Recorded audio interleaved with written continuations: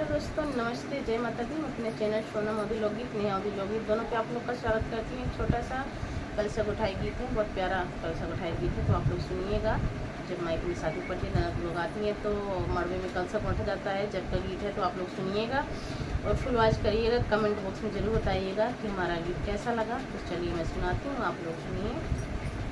ननदो कलशा ना गोठेली बवाल करेली, ननदो कलशा ना गोठेली बवाल करेली। ननदो चुनरी मांगेली, ननदो सड़िया मांगेली, ननदो चुनरी मांगेली, ननदो सड़िया मांगेली। ननदो लहंगा ना पावेली बवाल करेली, ननदी लहंगा ना पावेली बवाल करेली। ननदी दर्जी के खातिर बवाल करेली, ननदी दर्जी के खातिर बवाल करेली। ननदी कलशा ना गोठेली बवाल करेली, ननदो कलशा ना गोठेली बवाल करेली।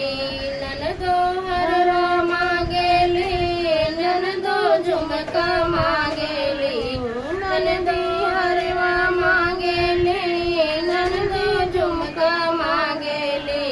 ननदो कंगना के खातिर बवाल करेली, ननदो कंगना के खातिर बवाल करेली।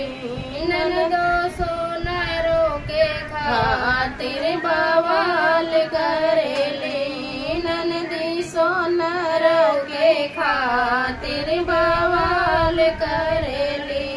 ननदी कलशा ना गोठेली बवाल करेली, ननदो कलशा ना गोठेली बवाल करेली।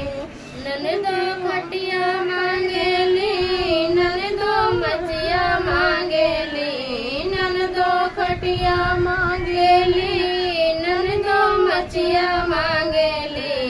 ननदो सोफा खाना पावेली बवाल करेली, ननदी बढ़ायु के खातिर बवाल करेली, ननदी बढ़ायु के खातिर बवाल करेली।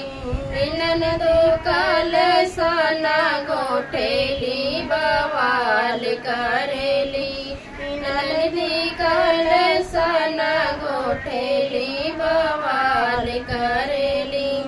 ननदी गाड़ी मांगेली, ननदो बुलेट मांगेली, ननदो गाड़ी मांगेली, ननदो बुलेट मांगेली। ननदो भैया के खातिर बवाल करेली, ननदी भैया के खातिर बवाल करेली। ननदो कलशा ना गोठेली बवाल करेली, ननदी कलशा ना गोठेली बवाल करेली, ननदी कलशा ना गोठेली